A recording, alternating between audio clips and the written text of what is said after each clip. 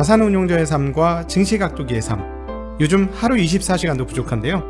흑삼 전탕 먹은 날과 안 먹은 날은 방송에서도 티가 납니다. 잃지 않는 건강 흑삼 전탕. 자, 오늘도 한 포 마시고 시작하겠습니다. 독이마을 분들도 이제 흑삼 전탕으로 설계하세요.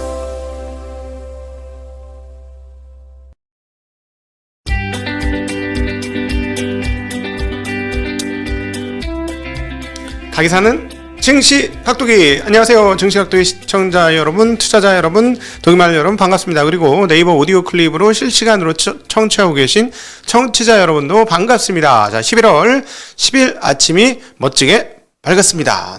그동안은 이제 한국 시장에 계신 분들은 굉장히 힘들었고, 미국 시장에 계신 분들은 신나는 흐름인데, 미국 시장은 살짝 숨고르기를 했습니다. 자, 이제부터 하락 시작이냐 하는 공포들이 있을까요? 너무 많이 올랐으니까 자연스러운 숨고르기다, 이런 정도로 보시면 좋을 것 같고, 몇몇 업체들이 좀 큰 폭으로 빠졌죠. 그래서 그로 인해서 조금 또 충격은 큰데, 더 중요한 포인트는 저거죠. 물가에 지금 시장이 어떻게 반응할 것이냐, 이 부분이 지금 가장 크다라고 말씀드릴 수 있겠습니다. 그래서 전체적인 흐름과 지역적인 흐름을 나누어서 한번 보셔야 될 필요가 있는 상황이다라고 말씀드리겠습니다. 시장은 워낙 고공행진을 했기 때문에 물가에 대한 부담을 많이 느낀다면 약간 뭐 조정은 할 수 있겠죠. 그러나 그 조정이 뭐 엄청나게 문제가 있는 조정이냐, 뭐 그렇게 보기는 좀 어렵고요. 자연스러운 조정 아니겠느냐, 이렇게 생각해 보시면 되겠습니다. 자, PPI가 발표가 되었습니다. 예상대로 생산자 물가지수죠. 생산자 물가지수 어떻게 나왔나요? 예상대로 높게 나왔습니다. 높게 나왔어요. 그럼 무슨 말이냐? 인플레가 일시적이지 않을 것 같다는 생각을 자꾸 하게 만드는 상황들이 벌어진 거죠. 네. 그리고 이 PPI 생산자 물가지수는 서전이고요. 서전이고, 이제 본 게임은 뭐냐? 소비자 물가지수 CPI 내일 발표됩니다. 지금 그동안의 시장 예상은 한 대략 5.6% 내외에서 형성되고 있는데, 지난달에는 5.4%였죠. 자, 이게 어떻게 나오느냐에 따라서 시장은 조금 더 충격을 받을 수 있습니다. 자, 그러니까 시장은 충격을 받지만, 그러나 중요한 포인트 중에 큰 틀에서 우리 미국에 투자하시는 분들은 잊지 말아야 될 것은 무엇이냐? 미국의 경제에 차지하는 여러 가지 그 비중이 있는 그 것들이 있죠. 산업이 중에서 어떤 산업이 비중이 가장 높을까요? 미국 산업에서 말이죠. 미국 산업에서 비중이 가장 높은 것은 서비스업입니다. 네, 서비스업이 GDP에서 차지하는 부분이 굉장히 크잖아요. 자, 그런데 어때요? 그래서 이제 우리가 일컬어 미국은 무슨 사회다? 소비의 사회다라고 표현하고, 소비의 사회이기 때문에 CPI에 대해서 이렇게 민감하게 준비하고 있는 거, 마음의 준비를 하고 있는 거 아니겠습니까? 자, 그런데 큰 틀에서 보면 미국은 지금 어떤가요? 소비가 어떻게 될까요? 서비스업이 어떻게 될까요? 생각해 보시면 서비스업은 살아날 것이다 라는 거 충분히 예상해 볼 수 있겠죠. 그래서 시장의 틀거리가 조금 바뀔 수 있습니다. 미국은 서비스업 중심으로, 그러니까 온라인 중심에서 오프라인 중심으로 흐름이 뭐 이미 조금 변해 왔습니다만 계속해서 변해 나갈 수 있겠고, 그런 흐름들이 또 시장의 바통을 받아줄 수 있어요. 그러나 물론 최근 한 3년간에 벌어진 놀라운 세계사적 변화는 뭐죠? 기업이 국가를 능가했다라는 것입니다. 지금 뭐 디지털세를 유럽이나 이런 데서 도입하고자 막 노력을 하는데, 그 이유는 말이죠, 이런 황당한 경우는 인류 역사상에 없었다. 옛날 뭐 한국에서도 그 상도라는 책에서도 나왔습니다만 임상옥 씨가 있었고, 뭐 한국 최고의 부자, 그래 중국에서 홍삼 팔아가지고 대거부가 된, 그래서 임금만큼 큰 99채의 집을 지었다가 한번 그 어떻게 돼갖고 한번 무너졌었죠. 그렇게 그런 경우도 있었는데, 어쨌든 근데 지금 그거하고는 차원이 달라요. 지금 애플이죠. 애플은 스페인, 이탈리아의 GDP를 돌파하고 있고요. 아마존 뭐 이런 회사들도 그 유럽의 나라, 그 한국, 그치, 아마존하고 어디 합치면은 한국을 넘어서요. 그러니까 이런 일은 과거에 없었다. 그래서 지금 뭐 그 미국에서 어디야, 파키스탄계 영국 출신 분이 공정거래위원장이 됐지 않습니까?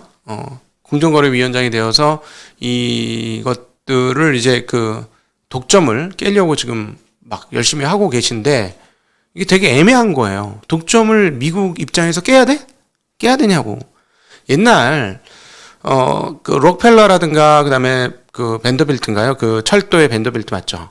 그 당시에 독점을 깼을 때는 말이죠. 그다음 JP 모간 이런 애들 독점을 깰 때는 미국에서 몬졸이 모든 걸 다 갖고 있었기 때문에 독점을 깨야 되는 거였어요. 그런데 지금은 이 독점이 글로벌화 돼 있잖아요. 그죠? 안드로이드하고 iOS는 세계를 독점하고 있는데 세계를 반분하고 있는데 그건 누구 나라 거야? 미국은 이들 거잖아. 그죠? 아마존이 미국에서 독점을 하고 있지만 얘네들이 점차 해외로 어떻게 돼? AWS 같은 경우는 세계를 독점하고 있잖아요. 그리고 또 MS도 세계를 독점하고 있잖아. 참 이게 골 때리는 거죠. 그러니까 미국 입장에서는 미국의 지금의 이 경쟁력은 어디서 나왔느냐?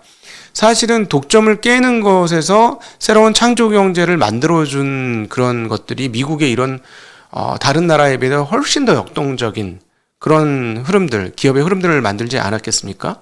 그렇죠? 그러니까 새로운 기업들이 계속 뽀롱뽀롱 뿅뿅 올라올 수 있는 구조를 만들어준 거잖아요. 그러니까 한국 같은 경우는 어떤 그 시스템이 한번 되면 쫙 다 먹어버리잖아요. 다 먹어버리니까 그 다른 회사가 나와서 어디서 장사할 데가 없었는데 얘네는 이런 계속해서 뭔가 장사할 수 있는 거리를 만들어주면서 뽀롱뽀롱 나왔고, 물론 이번 장사할 거리는 기술 혁신에 의한 거잖아요. 없던 시장을 만들었던 거죠. 그러니까 미국 입장에서는 이거를 과연 독점을 깨야 될까 하는 사회적 논란들이 상당할 것 같아요. 왜냐하면 미국만의 독점은 당연히 이렇게 나오겠지만 전 세계의 독점인데 이건 어떻게 전 세계의 돈을 빨아들이고 있는데 애매하죠. 앞으로 이게 어떻게 연결될까 참 궁금한 대목입니다. 그럼에도 불구하고 신규 기업들을 인수합병하는 것은 좀 이제 강력하게 막을 것 같죠. 네, 거기까지는 그럴 것 같고. 자, 제가 오늘 딴소리가 길었는데 다시 넘어오도록 하겠습니다. 자, 오늘 테슬라 이야기부터 하겠습니다. 테슬라가 주가가 11.99% 폭락을 했습니다. 뭐 이미 다 알고 있었듯이 제가 어제 4%밖에 안 빠졌네. 너무 신기합니다. 저는 1% 안 되는 주식을 팔았는데 주가 한 10% 가까이 빠지는 걸 경험했는데 참 신기하네요. 라고까지 말씀을 드렸었어요. 그렇죠? 왜냐하면 대주주가 매도하는 거는 주식시장 입장에서는 최고의 악재 중에 하나예요. 자, 보세요. 이거하고는 달라요. 지금 테슬라하고 다른 얘기로 그냥 조금 더 이해하기 쉽게 말씀드릴게요. 어떤 회사를 투자했어요. 거기에 대주주가 열심히 그동안에 사업을 해서 잘 했어요. 근데 그 대주주가 그 회사를 팔고 나가. 그럼 그 회사에 어떤 근거로 투자해야 할까요? 그 회사가 시스템이 좋아서 대주주가 없어서 잘 될 것이다 라고 하면 계속 투자해도 되는데 그 회사를 열정적으로 이끌었던 대주주가 그 회사를 빠져나간다면 그 회사는 뭐가 남는 거예요? 그럼 투자자들의 생각은 어떨까요? 그렇죠? 그래서 대주주가 주식을 파는 거는 뭐 우리가 CB나 BW 그다음에 유사항쟁자 뭐 등등을 통해서 주식이 물타기 되는 것보다 더 큰 악재인 건 분명히 맞습니다. 논리적으로 충분히 그렇잖아요. 그렇죠?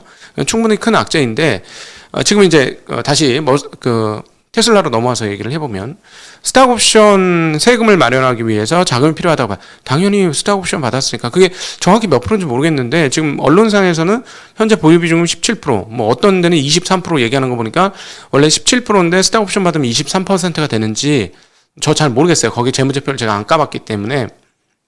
근데 어쨌든 그렇다면 대략 지금 알려지고 있는 언론을 통해서 알려지고 있는 보유 지분의 10%는 금액으로 얼마냐면 한 23에서 25조 정도 수준이라고 합니다. 그러면 그러니까 가지고 있는 지분에 그러니까 내가 이 회사에 대해서 총 가지고 있는 지분의 10분의 1을 팔겠다라는 건데 그 금액이 지금 1000조니까 1000조가 넘는 회사니까 20에서 25조 사이 뭐 그 정도라면 얼마를 파는 거예요? 총 중에서 한 2% 정도 파는 거죠.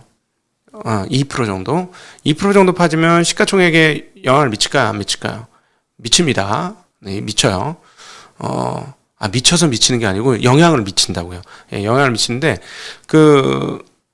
보통은 이걸 어떻게 소화를 해야 되냐면, 시장에다 팔 수는 없어요. 시장에다 팔면은 굉장히 많이 빠집니다. 오늘 뭐 12% 빠졌습니다. 한 번 더 빠질 수도 있어요. 이걸 시장에다 그냥 갖다 내다 팔면, 보통 물량이 아니겠으니까, 그쵸? 23조를 시장에 때려 팔아봐요. 그게 영향을 안 미치나? 그럼 당연히 영향을 미치는데, 근데 이제 보통 이런 경우에는 이제 블락딜을 합니다. 즉, 기관이나 이런 데다 팔죠. 근데 문제는 뭐냐면 사상 최고치 가격 근처에서 머물러 있었기 때문에, 물론 오늘은 좀 빠졌습니다만, 이거를 블락딜을 하려면 어떻게 되냐면 할인을 해서 팔아야 돼요. 회사의 전망이나 미래 가치에 따라서 할인율은 달라져요. 그러나 보통 한국에서는 할인율을 보통 어느 정도 매기냐면은 나쁘지 않은 기업은 한 7, 8%? 90%? 뭐 이 정도로 그 정도 할인을 매깁니다. 그러니까 대략 한 5에서 10% 언저리 정도를 싸게 파는 거죠, 시장에. 그러면 이제 아비트라지 기회가 생기기 때문에 기관 애들은 그걸 사는 경우가 있어요. 그럼 어떻게 하냐면 그걸 사고 바로 시장에 때려 파는 경우도 있습니다. 제가 당했던 것처럼 말이죠. 예. 그럴 수도 있어요. 그러니까 근데 어쨌든 이거는 할인 없이 팔기는 상당히 어려워. 할인 없이 팔려면 지금 주가가 너무너무 낮아서 저 정도 물량을 시장에서 살려니까 주가를 올릴 수밖에 없어요. 거꾸로 생각해 보세요. 집은 2%를 살려면 어떻게 돼요? 주가가 엄청나게 올라갈 겁니다. 10%도 넘게 올라갈 거예요. 2% 이렇게 주식 사는 데 있어서. 근데 지금 그렇게 이 주가가 낮기 때문에 이거 사기 어려워 이러면 할인 없이 살 수도 있죠. 그래서 지금 현재 테슬라를 시장에서 어떻게 생각하고 있는지, 그리고 이걸 어떻게 소화해낼 수 있을지. 네. 그러니까 만약에 일부 할인을 한다면 그 하락 폭 정도 근처만큼 빠졌다가 올라오든가 뭐 그런 식이 되겠죠. 그렇게 생각하는 게 합리적일 거고요. 기관 측면에서 야 이거 지금 너무 싸졌어. 이거 빨리 사야 돼. 이거 안 그러면 시장에서 하려면 더 비싸게 사면 할인 폭이 상당히 작아지겠죠. 그러니까 어떻게 이거를 처리하느냐가 핵심인데, 뭐 이제 정치적인 얘기도 있고 하죠. 뭐 바이든의 뭐 초부유세 뭐 그런 거 있잖아요. 그 민주당 정부에 뭐 그것 때문에 뭐 얘기를 한 것이다 하지만 사실 스톡 옵션 받으면 세금 내야 되니까 아주 그런 측면에서 머스크가 상당히 교묘하고 정말 지능적이다라는 생각을 할 수밖에 없어요. 그리고 대단하다. 이 정도 팬덤을 만들 수밖에 없는 사람이기도 하겠다라는 생각이 들었습니다. 어쨌든 팔아야 되는 상황이고 스톡 옵션을 받는다면 그러면 시장에서 어떻게 해석하느냐에 따라서, 그리고 또 얼마의 할인폭 또는 할증 폭에 따라서 주가는 향후에 조금 달라질 수 있겠다. 이런 정도로 정리해보면 될 것 같습니다.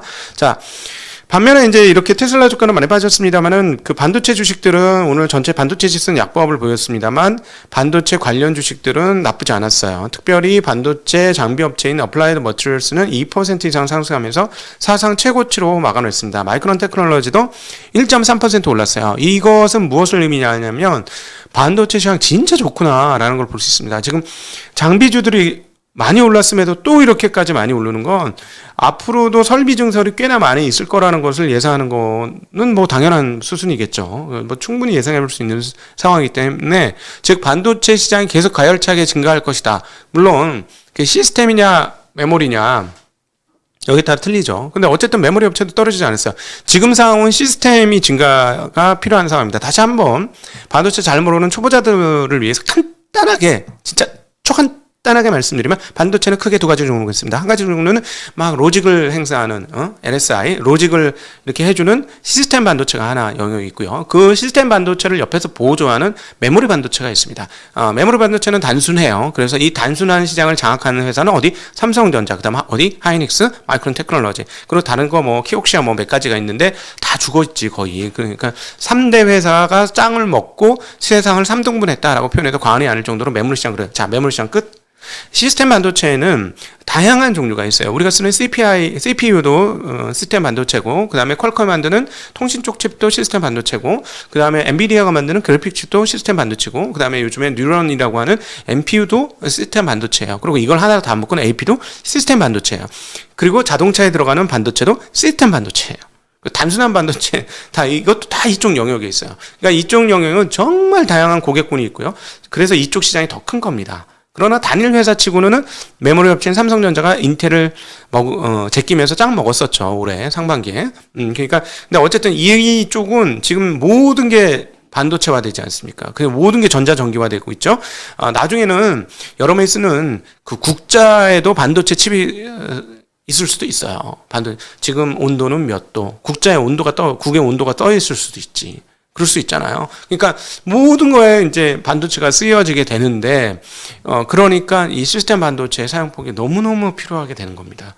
예, 그래서 이쪽이 모자라는 거고요. 그러니까 IoT 세상이 된 거야, 진짜로.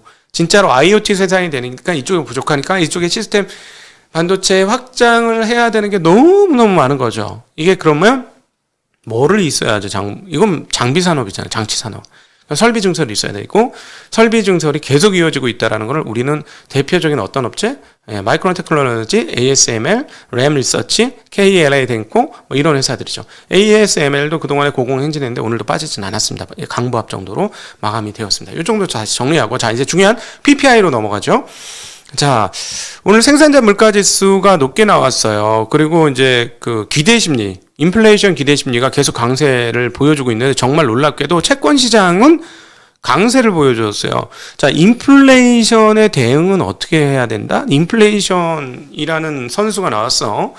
상당히 무서운 선수죠. 그리고 비스마르크랜다. 바이마르 공화국 같은 경우는 가장 무서워하는 게 인플레이죠. 인플레로 한번 거덜거덜이나 할아버지 때 거덜거덜이 났기 때문에 열심히 일하는 사람이 다 죽었던 그런 시절. 저축했던 사람이 다 죽었던. 그런데 이 인플레이션의 가장 강력한 적수는 누구다? 금리다. 금리군이 인플레이션 선수를 정말 못 이긴 적이 별로 없다.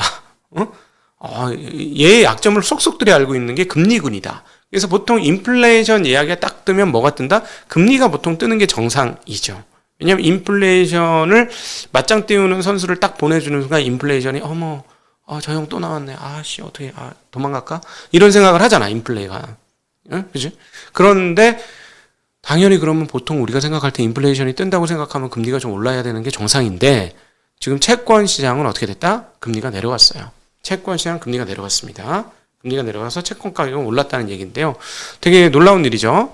채권 10년물 국채금리가 1.5에서 1.439%까지 상당폭 빠졌습니다. 그리고 2년물도 빠졌고 30년물도 빠졌어요. 10년물, 2년물의 금리차는 조금 소폭 더 축소되어지는 그런 양상을 보여줬습니다. 이게 도대체 왜 이럴까요? 이거죠. 채권시장 입장에서는 자 인플레이션 오고 있는 거 맞는 듯도 한데 연준이 일단 금리를 안 올리겠다라고 했던 것이 하나 있고 또 하나 여기서 연준이 금리를 올린다고 하면 경제는 어떻게 돼? 어려울 거야. 상당히. 죽을걸? 이러니까 그러면 장기금리는 금리 한번 올린다고 금리가 더 이상 올라가겠어? 금리 떨어져야 되겠지 라는 생각을 계속해서 세게 가지고 있습니다. 야, 채권시장은 자기 좋은 것만 보고 주식시장 그동안 자기 좋은 것만 봤는데 물가 뜨니까 이제 주식시장은 이랬는데 또 거기다가 이제 이슈가 하나 이벤트가 하나 발생하면서 기술주들에 좀 영향을 주면서 시장이 소폭 조정을 받은 건데요. 채권시장은 셉니다. 그리고 경기의 상승 속도에 대해서 상당히 채권 시장은 편안해한다. 경기 상승 속도가 빠르지 않을 것이다. 라고 보는 게 아닌가 할 정도로 채권 시장 강세를 나타내고 있고요. 자, 이제 구체적인 PPI 상황들 한번 점검을 하고 여러분들과 질의응답하는 시간을 넘어가도록 하죠. 10월 PPI 전년 대비 8.6%나 올랐습니다. 8.6%. 장난 아니죠. 10월 PPI 전월 대비 0.6% 올랐고요. 전년 대비는 8.6% 올랐습니다. 전달에는 0.5% 전월 대비 올랐었고요. 그 다음에 전년 대비로도 전달에도 8.6% 올랐습니다. 어쨌든 이 수치는 2010년 11월 자료를 집계한 이후 최고치이고요. 식품과 에너지를 제외한 10월 근원 PPI는 전월 대비 0.4% 올랐습니다. 전년 대비로는 6.8% 올랐습니다. 그 전달에는 전달에도 6.8% 대신 전월 대비 0.2% 올랐으니까 전월보다도 오히려 근원 PPI는 생산자 물가지수는 조금 더 올랐습니다. 헤드라인 도매 물가 상승률의 60% 이상은 상품 비용 상승에서 나왔다라고 연합인포맥스에서 전했는데요. 상품 비용은 10월에 전달보다 1.2% 더 올랐다고 얘기하고요. 트럭 화물 비용이 2.5% 올랐습니다. 자, 굉장히 물류 어렵다고 하죠. 그런 것들이 반영되고 있는 그런 상황이다라고 말씀드릴 수 있겠고요. 연준 인사들의 발언 보도록 하겠습니다. 메리 델리 샌프란시스코 연은총재께서는 여전히 2022년에 인플레이션이 완화될 것으로 본다라고 얘기를 하는데요. 그렇기 때문에 조기 금리 인상은 불필요한 경제의 고통을 가져올 수 있다라고 비둘기적인 발언을 하셨습니다. 그리고 제임스 블러드 세인트루이스 연방은행 총재께서는 테이퍼링 이후 대차 대조표를 소극적으로 축소하는 방안을 지지한다. 라고 이야기하고요. 그 다음 주택시장과 관련해서는 거품이 껴있는 것으로 보인다라고 지적했습니다. 그리고 어제도 말씀드렸습니다만 미국 인플레를 볼 때 이제 앞으로 두 가지 뭐를 봐야 된다? 주택, 하나 더 자동차를 봐야 한다는 말씀을 드렸습니다. 자, 우리 앞으로 주택과 자동차 가격이 고공행진한다는 뉴스를 보시게 된다면 인플레이션이 꺾이지 않을 것이다 라고 보셔야 될 것 같고요. 자, 그렇다면 테이퍼링이 마감되는 내년도 6월 달에는 이 정도의 상황이 내년 3월 정도까지가 유지가 된다면 고공행진, 인플레이션의 고공행진이 된다면 어쩔 수 없이 연준도 내년 6월 달에 금리 한 번 올리는 그런 그 제스처를 취해줘야 되는 상황이 있을 것이고, 그렇다면 미국 시장 기준으로 내년 3월 달에 시장이 상당히 어려울 것이다 라는 예상 더불어서 해볼 수 있겠습니다. 그러나 아직 가봐야 알아요. 네. 봅시다. 앞으로 어떻게 될지. 자, 긴 시간 함께 해주신 여러분께 진심으로 감사드리고 질의응답 시간으로 넘어가겠습니다. 안녕.